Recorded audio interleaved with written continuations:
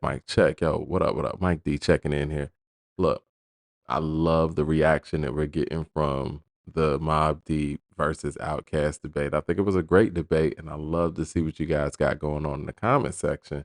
But one of the things that I saw in the comment section is the fact that people are relegating Outkast to just pop crossover hits, like they haven't had the core hip hop records that they had. But I wanted to read one of the comments that Esquire, shout out to my man Esquire, he put in the conversation, and he was speaking about Cass from a fan of both Outkast and Mobb Deep, as I am as well. But let me go to his comment. He says, "Love Mobb Deep. I grew up on their music just as much as I grew up on Nas and the Wu. I own plenty of vinyl and lesser known mixtapes slash unreleased songs and verses, and even caught them live during one of their last shows before P passed. R.I.P. to Prodigy, man. But respectfully, this really isn't a sound comparison. I understand why many people prefer Mobb Deep sound, but realistically, the only other group that can rival Outkast's run of three back-to-back-to-back classic albums is probably Tribe. And many people would even consider Stankonia a classic. You know, that was the conversation I was having too.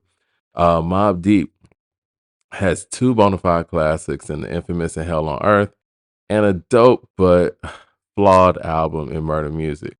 For what it's worth, Infinite sounds like it might be shaping up to be one of the best posthumous albums I've heard, and possibly even a top four album in their catalog. A more suitable comparison would be to compare Mobb Deep to Wu Tang group albums only, or Gangstar, and to compare Outkast to Tribe or The Roots. Relegating Outkast to a duo of pop stars ignores all the classic rap material that they gave us in just a 5 to 6 year span from 94 to 2000. Number one, my intro to let you know. Number two, Ain't No Thing. Number three, Southern Playalistic Cadillac Music. He said Players Ball, Get Up, Get Out, Crumbling Herb, Deep, Hootie Hoo, Claiming True, Two Dope Boys, in a Cadillac, AT Aliens, Wheels of Steel, Babylon, Over the Woods, Jazzy Bell, 13th Floor slash Growing Old, Elevators, Millennium, Return of the Gangster, Return of the G, but I call it Gangster, Rosa Parks, Skewed on the Barbie, Aquemini, Synthesizer, Slump, West Savannah, The Art of Storytelling Part 1, The Art of Storytelling Part 2, Chunky Five, Benzo Beamer, Spaghetti Junction, Humble Mumble, Miss Jackson, Bombs of a Bad Dad, Red Velvet, So Fresh So Clean, In Due Time, E.T., yeah, Extraterrestrial, Wailing, Gasoline Dreams, Gangsta Shit. That's a 40 piece of rap records from 94 to 2000 alone, with all time great level of rhyming just off the top of my head without looking into a track list.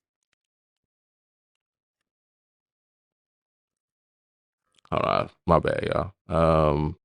Without looking into a track list. Off the top of my head, all right, my bad.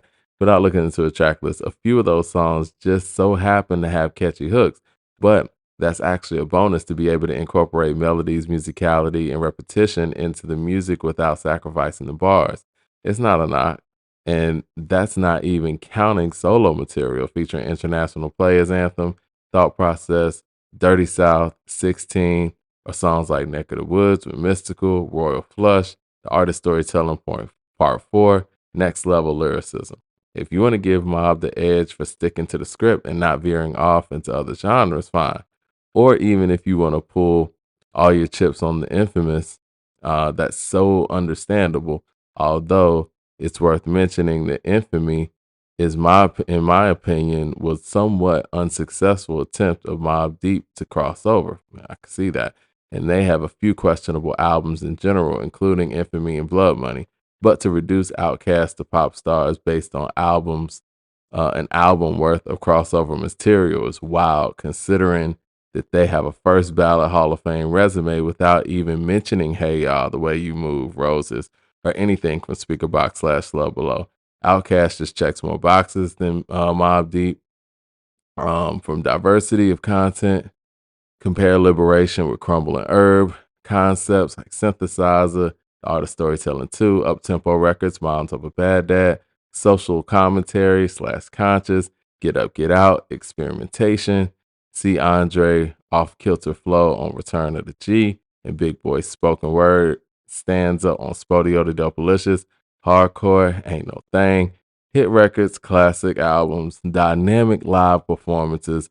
Look no further than your brief reunion tour in 2014 when they were well past their primes and still complete rock sold out shows. Um, and reinvented themselves from album to album. None of Outkast's albums sound alike, and even though you can hear progression between the infamous Hell on Earth, Murder Music, the formula didn't change much between the three albums. I couldn't have said it better myself. Esquire.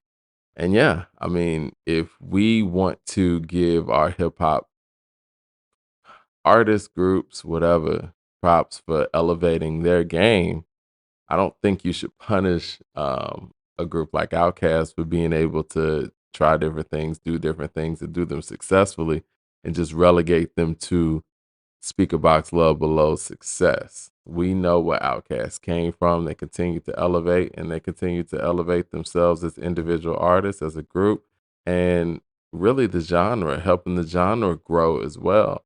And that's no disrespect to the people who kind of stuck to the script like a Mobb Deep or whatnot, but to hold that against Kaz, I think is counterproductive culturally. And I appreciate you, Esquire, for being able to articulate that so well. Hit like and subscribe. I look forward to hearing what you guys got to say about that in the comment section. And I will see y'all for that next matchup because I got a few matchups on the way. Hit like and subscribe. Talk to you soon.